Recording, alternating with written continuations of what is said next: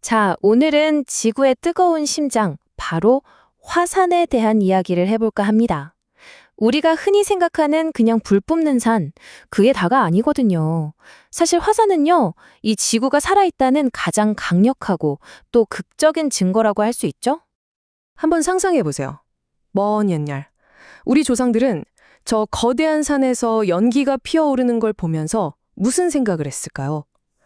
그들에게 분화구는 말 그대로 지하세계로 들어가는 문이었을 거예요. 그리고 저 거대한 폭발은 신이 노하셨다. 바로 그거였죠. 이 두려움과 경외심, 여기서부터 화산에 대한 인류의 이야기가 시작됩니다. 자, 이 숫자 한번 보세요. 2만 5천. 이게 뭘 의미할까요? 이게 바로 1883년에 크라카타오 화산이 터지면서 내뿜은 에너지입니다. 근데 그냥 에너지가 아니고요. 원자폭탄 2만 5천 개가 동시에 터진 것과 같은 위력이었다는 거죠. 와, 정말 상상이 안 가는 수준이죠? 우리가 오늘 다룰 힘이 바로 이 정도 스케일입니다. 아니, 대체 이 어마어마한 에너지는 어디서 오는 걸까요? 그 답을 찾으려면요, 우리 발밑 아주 깊숙한 곳으로 내려가 봐야 합니다. 이 행성을 움직이는 거대한 불타는 엔진 속으로 말이죠. 마그마, 그러니까 용암의 재료는 어떻게 만들어질까요? 자, 모든 건 거대한 땅덩어리, 판 두 개가 서로 부딪히는 것에서 시작돼요. 하나가 다른 하나 밑으로 이렇게 쑥 파고 들어가는데 이걸 섭입이라고 하거든요. 그럼 지하의 엄청난 열과 압력 때문에 이 파고 들어간 판의 암석이 녹아버려요. 이게 바로 새로운 마그마가 되는 거죠. 그리고 이 뜨거운 액체가 가만히 있겠어요? 어떻게든 약한 틈을 비집고 지상으로 올라오려고 하는데 뻥 하고 터져 나오는 게 바로 화산 활동인 겁니다. 자, 이렇게 지구 내부의 엔진이 어떻게 돌아가는지 대충 감이 오시죠? 그럼 이제 그 엔진이 만들어낸 결과물, 바로 화산의 겉모습을 한번 살펴볼게요. 이게 진짜 재밌는 게 뭐냐면요. 화산의 모양을 보면 그 속에서 어떤 마그마가 어떻게 활동했는지 다 알 수 있다는 거예요. 사람 지문처럼 화산마다 고유의 모양이 다 다르거든요. 가장 대표적인 두 타입을 한번 기교해 볼까요? 왼쪽부터 볼게요. 이건 순상 화산이라고 하는데 모양이 꼭 방패를 엎어놓은 것 같지 않나요? 아주 넓고 완만하죠. 이건 용암이 굉장히 묽어서 주르륵 하고 멀리까지 흘러가면서 만들어진 거예요. 하와이의 마우나케아가 딱 이런 모습이죠. 반면에 오른쪽은 어때요? 우리가 화산하면 딱 떠올리는 뾰족하고 멋진 모양, 바로 성층 화산입니다. 일본의 후지산처럼요. 이건 용암이 엄청 끈적끈적해서 멀리 못 가고 화산재랑 번갈아 가면서 차곡차곡 쌓여서 이렇게 뾰족해진 거예요. 근데 보통 이런 애들이 한번 터지면 제일 무섭습니다. 물론 화산의 얼굴이 이 두 가지만 있는 건 아니에요. 화산재가 쌓여서 만들어진 아주 가파른 분속구도 있고요. 끈적한 용암이 돔처럼 굳어버린 용암돔.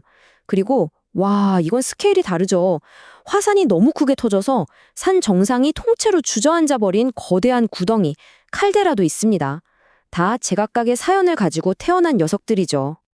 이 사진 좀 보세요. 정말 신기하지 않나요? 프랑스에 있는 한 예배당인데요. 사실 이 예배당이 서 있는 곳이 아주 오래전에 활동을 멈춘 화산의 딱 목구멍 부분입니다. 그러니까 용암이 올라오던 통로가 꽉 막혀서 단단하게 굳어버린 거죠. 세월이 흐르면서 주변의 무른 부분은 다 깎여 나가고 이 가장 단단한 심장부만 우뚝 남은 거예요. 와, 정말 화산이 남긴 유산이 얼마나 오랫동안 지구에 흔적을 남기는지 보여주는 것 같네요. 자, 이제부터가 하이라이트입니다. 화산의 일생에서 가장 강렬하고 드라마틱한 순간이죠. 바로 분출입니다.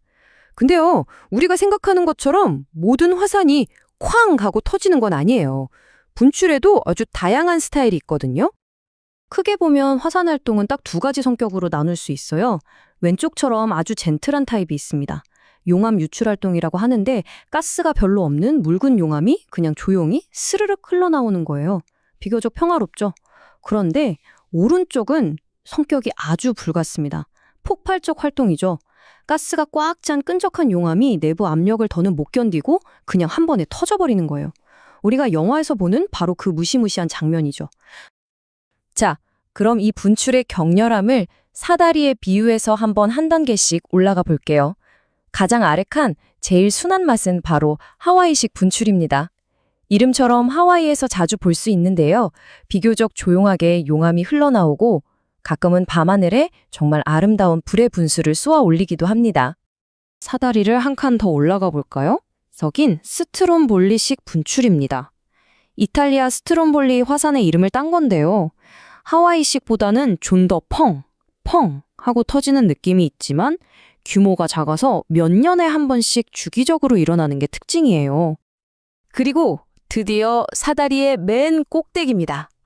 가장 격렬하고 가장 파괴적인 베수비오식, 다른 말로는 플리니식 분출이라고도 하죠. 이건 차원이 다른 폭발이에요. 엄청난 양의 화산재와 가스를 성층권, 그러니까 비행기가 다니는 그 높은 곳까지 쏘아 올려서 몇 년 동안 지구 전체의 기후를 바꿔버릴 수도 있습니다. 우리가 맨 처음에 얘기했던 그 크라카타오 화산 폭발이 바로 이 끝판왕에 속하는 거죠.